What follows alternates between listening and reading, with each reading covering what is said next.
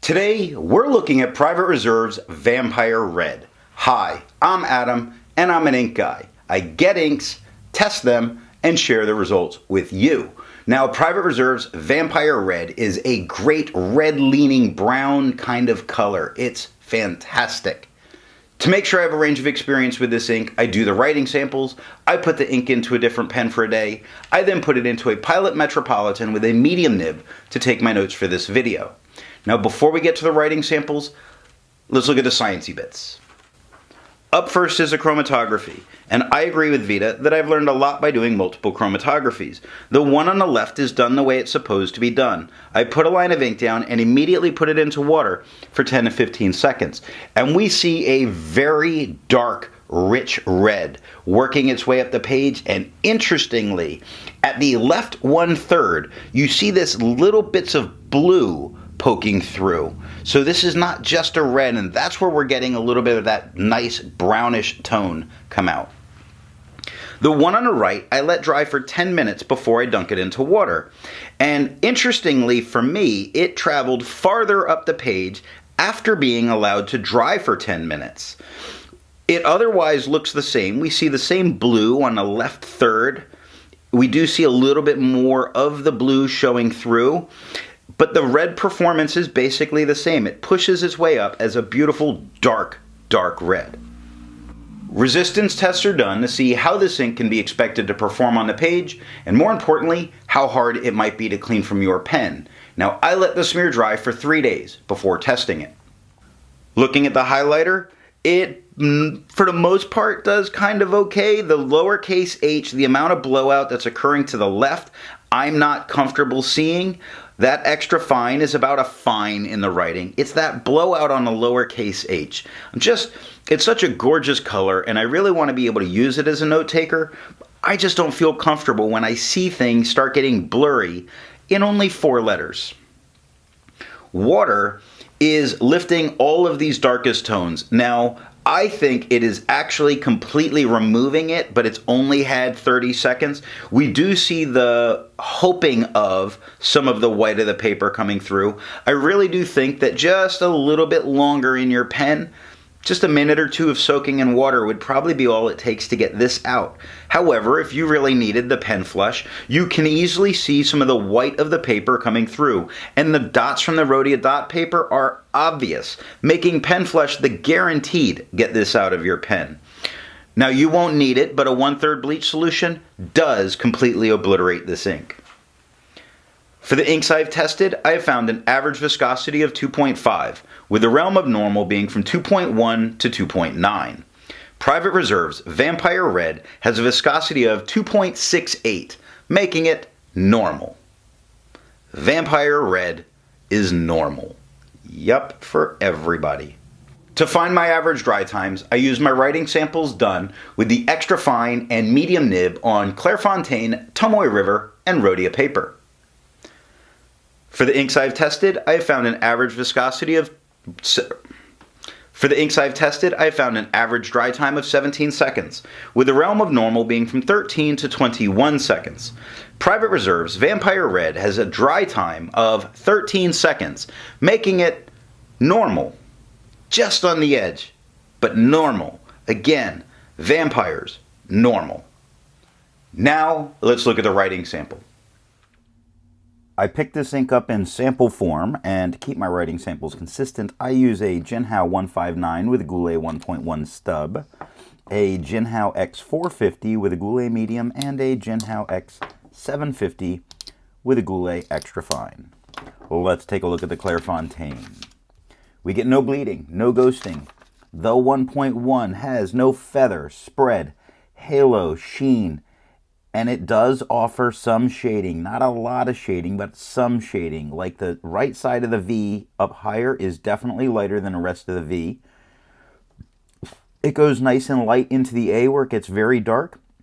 Mid-tone into the M, light on the bottom of the P.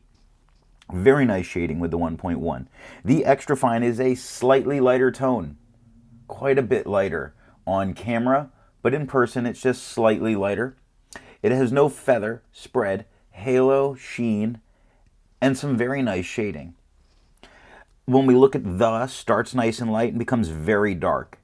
Brown starts very dark, gets light, and gets very dark again. Beautiful. Dog starts very light, gets very dark, very light in the O, very dark in the G, but light at the bottom of the G. We get very nice shading with this ink. 9 seconds to dry. The medium is the same tone as the extra fine. It has no feather, spread, halo sheen, and beautiful, beautiful shading. It goes from dark to light to dark to light to dark, all in the word quick. Fox starts much lighter, gets very dark by the X. And there's the part of the F where I track back down. It's a nice mid-tone. It's very nice. 14 seconds to dry. The scrubby for both shows plenty of color variation. We get a lot of color variation. And the smear test you could definitely recover if you smeared while you were writing. Tomoe River. No bleeding. I think I skipped that on the Clairefontaine has no bleed and no ghost. No bleeding. Vampires. No bleeding. Because their heart doesn't work. No ghosting. Because they're undead. The 1.1 has no feather, spread, halo, sheen, and no shade. The extra fine is a significantly lighter tone than the 1.1. It has no feather, spread, halo, sheen, and no shade. 11 seconds to dry. Medium is a significantly darker tone than extra fine, but nowhere near as dark as the 1.1. It has no feather, spread, and it has haloing over the entire thing. The whole thing's haloed. It's beautiful.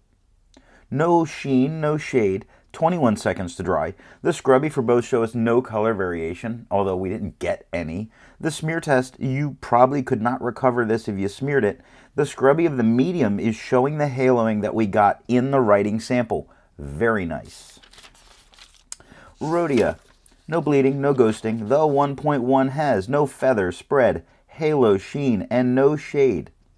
The extra fine is a significantly lighter tone than the 1.1. It has no feather, spread, halo, sheen, some shading spots, like the B in brown is much darker, the X in fox, the S in jumps, the Y in dry, the D in dog, all much darker letters. 9 seconds to dry.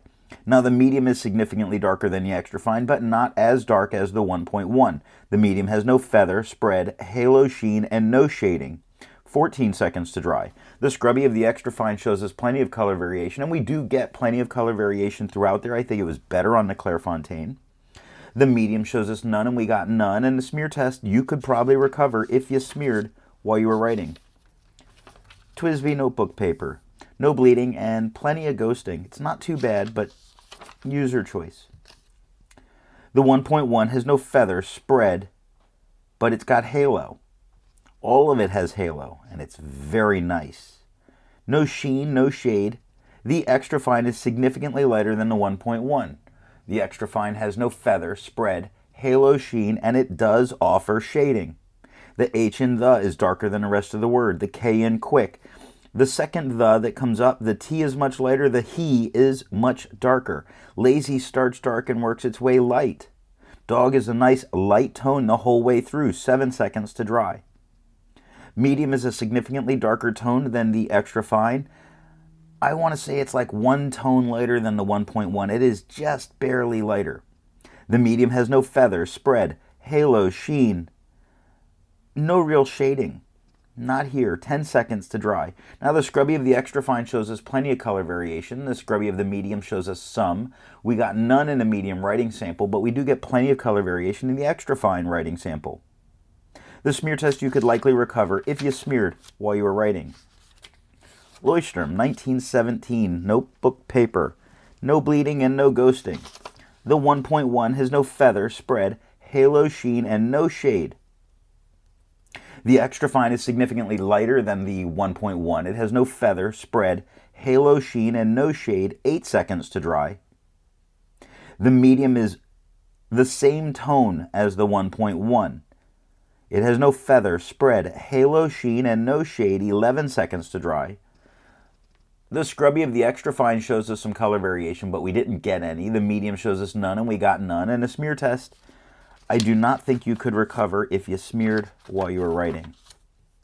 28-pound premium copy paper. The 1.1, or sorry, the medium, medium, has some deep bleed into the pages. I don't think the medium is the way to go, but the extra fine, nothing. The medium we get ghosting, the extra fine, none. So choose your pen wisely. The medium, it has no spread. It has tiny feathers all over it. All over the PR, I see tons of feathering. All over the TE, lots of tiny, tiny feathering. The entire word of vampire has a lot of tiny feathers. No halo, no sheen, no shade. The extra fine, same tone as the 1.1.